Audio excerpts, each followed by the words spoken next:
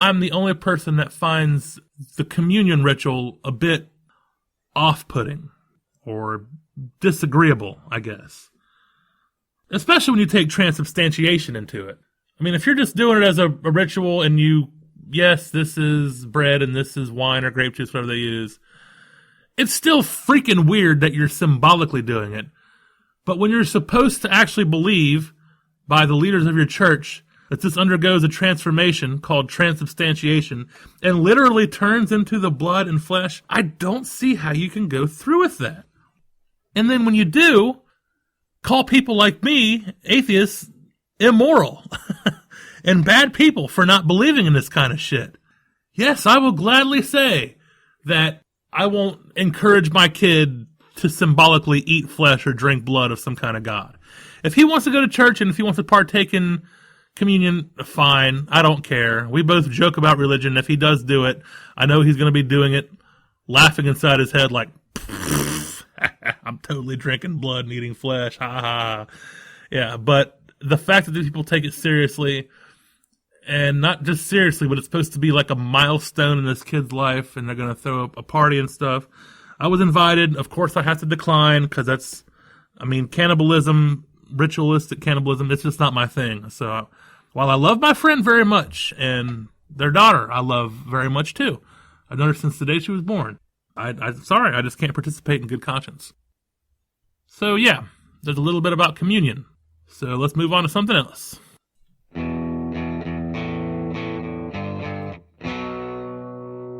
Okay, it's time for a new segment on the show I'm trying out. This one is called This Week in Science versus Religion. What I do is search through the news on the internet, and I try to find different articles on what's been made in advancements as far as science and religion goes, and how they have helped to promote human progress. So let's go ahead and try it out.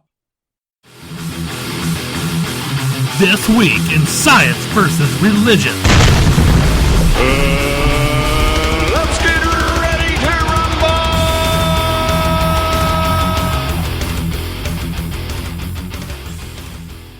So this week in the Science Corner, I found an article and the headline reads, Brain implant helps paralyzed man regain partial control of his hand.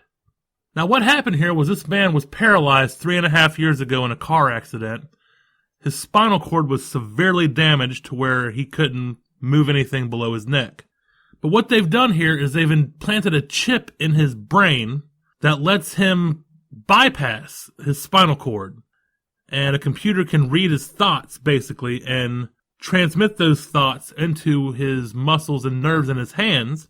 And now he can do simple movements like pick up a cup, he can pour the cup, he can pick up a straw and stir the contents of a cup, he can play Guitar Hero, he can swipe a credit card. It's very small, very limited abilities that he can do, but he can still fucking do shit. He can totally do stuff with his hand now with this chip that they implanted in his brain. This chip, it deciphers and decodes his thoughts, and he thinks about his hand moving in a certain way, and the computer understands those thoughts, and it transmits it to his arm and into his hand, to where he's able to move his hand now. This is awesome. This gives so much hope to so many people who are paralyzed and can't move anymore. This is amazing. All right, now let's see what religion brings to the table this week. I found this article that says, Belize cave was Maya child sacrifice site. Okay. It turns out that archaeologists have uncovered a cave with roughly 10,000 bones in it from kids that were mostly between the ages of 4 and 10, with the oldest being around 14. Wow. Okay, this is a cave that was in use for about 1,500 years. They don't know how many bodies are in there, but it's likely thousands of kids' bodies that are sacrificed to a rain, water, and lightning god named Chalk. So they killed thousands of kids to appease one of their gods, threw them in a cave to rot, and now scientists have found the bones. Okay, so let's look back. What do we have here? We have scientists with a brain implant that helps paralyzed people move again, versus religion that has a cave with thousands of dead kids that were sacrificed to a water god. Okay. All right, this is a toughie here. You got to give me a second.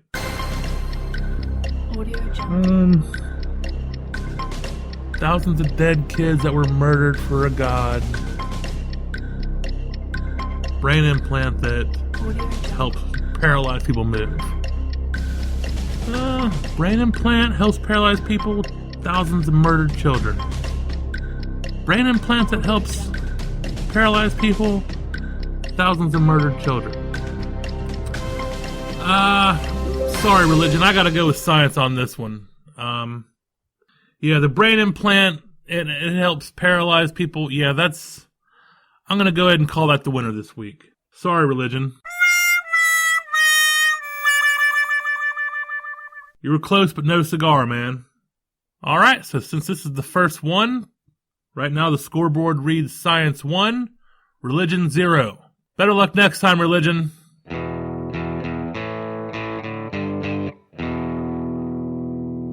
So I just came back from the theater after watching Miracles from Heaven. It's one of those new fucking propaganda Christian self-serving bullshit movies that have for some reason become so wildly popular nowadays. There's no shortage of this bullshit going on right now. I just saw God's Not Dead Part 2 last week, and this one actually came out before God's Not Dead 2, so I went and saw that today. And goddamn, did this thing have me a fucking irate mess the whole time. So let's get into a quick review of this movie. Miracles from Heaven. It tells the story of this girl who has some kind of intestinal disorder. She gets sick, starts throwing up. The family prays, obviously, takes her to a few doctors. The doctors can't tell what's wrong. They say it's lactose intolerance or some kind of viral infection and that she'll be just fine, but she keeps getting worse. She eventually gets so bad that she has to see a specialist in Boston that gives her pretty much a terminal diagnosis. She's probably going to die, and it's best for the family to just make her comfortable for the last bit of her life. So, of course, the mom is distraught. The dad, he seems kind of sad, but his faith is firmly intact, so it doesn't bother him too much. He's not devastated. He's just, slightly worried, but his faith is intact, so he's fine. Meanwhile, the mom is in pieces, total pieces. She's devastated by this shit. She has to stay by her daughter's side up in Boston all the time, has to take her up there on weekly trips from Texas, flying back and forth. She quits going to church because some of the church members suggest that the daughter is sick because the mom has sinned, or because the daughter has sinned. That had me pissed off. But, yeah, she quit going to church to get away from that bullshit. So she continues to get worse, and one day she's laying in the hospital bed next to a girl who has cancer, about the same age, like 9 years old.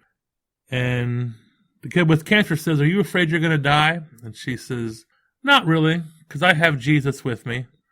And the girl with cancer says, "Oh, do you think Jesus is with me?" And she goes, "Yeah, I think he is." So that makes her happy. And she tells her dad that, "Oh, I think Jesus is with me. This girl with the intestinal problem told me all about Jesus." And he said, "Oh, okay, that's nice." But really he's pissed off because then he waves the other girl's mom over, takes her into the hall. And this is when we get the stereotypical atheist reaction in Christian movies. He's joyless, very sad, unhappy, unpleasant man who asks the woman, "Could you please have your daughter quit filling my daughter's head with this nonsense? We don't believe in Jesus." Because, of course, that's what atheists tell parents in a children's hospital. Yeah. Whatever. So a little while later, the kid gets to go home to be made comfortable for the rest of her short little life. And she climbs a tree, and this tree is hollowed out for some reason, I don't know, and there's a big hole in the top of the tree, and the kid slips, falls into the hole, and falls into the bottom of a tree, and it knocks her out. for hours and hours and hours. The police and the fire department come to the house. They get down on the tree. They get her out of there, and she wakes up, and she's all better. She's all better now. She's been cured of her disease. She no longer is going to die. She now has a free and happy, normal life like everybody else. And why? Because Jesus pulled through for them. Because their prayers were answered. Meanwhile, her friend with the cancer in the hospital fucking died. Now, this girl didn't have cancer, the one who lived, the main character in the movie. She didn't have cancer. But roughly 13,500 kids are diagnosed with cancer each year just in the United States. Roughly 100,000 kids in the world are diagnosed with cancer each year. Roughly 250 kids die every day in the world of cancer. About 9 kids die every day in the United States from cancer. Where's these dead kids motherfucking movies? Why don't they get to tell their story? I'll tell you where their motherfucking movie is. It doesn't exist. Because nobody's going to pay to see a movie that's called God is a Motherfucking Asshole. We tried to pray to Jesus. We tried to have faith. We tried to give money to the church. We had the church pray for us. We had the whole community pray for us. We all prayed, and our kids still died because God is a dick. This movie is so fucking arrogant and self-serving. Just because this one kid had this terminal disease and got cured, suddenly it's all praise Jesus. Meanwhile, kids die every fucking day in this country. But these people were so special because they had faith, and Jesus decided to come through this one time. What about those families who have faith and pray, and Jesus doesn't come through, and the kids fucking die? Why don't we see them movies? Why don't we see those stories? Because this is self-serving Christian propaganda bullshit. That's not a narrative that the Christians want to sell. And when they are confronted with it and they have to say an answer, you know what they say?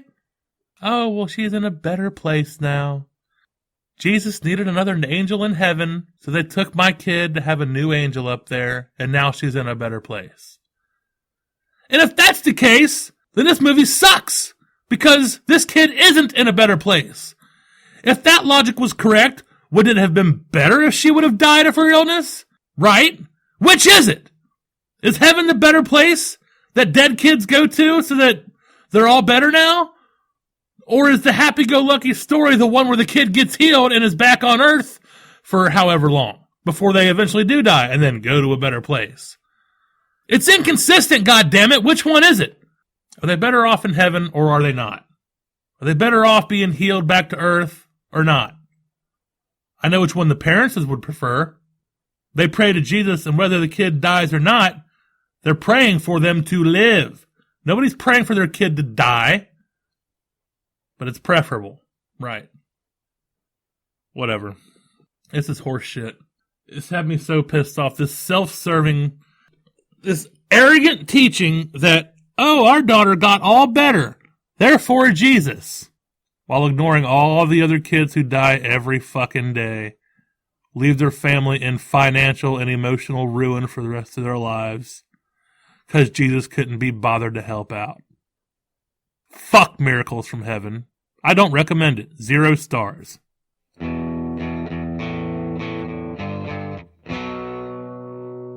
Alright, and that's going to wrap it up for episode 2. Any feedback is welcomed and appreciated. You can email me at adamantatheism@gmail.com. And I was totally serious about that communion shit, man. If I'm incorrect or wrong or if I'm missing something, please let me know. I'm actually very open-minded and open to criticism. If I miss something here, or if I'm looking at it the wrong way, please let me know, for real. Other than that, I'm still looking to figure out how I'm going to do interviews. I've done 2 interviews so far. I haven't figured out a way to include them into the episodes yet. I want to. I might even release them as separate, like, bonus episodes or whatever, like in between regular episodes. I don't know. I'm open to suggestions. Whatever you guys think, shoot me an email. Let me know. Hit me up at Adamant Atheism on Facebook. I got a community page on there.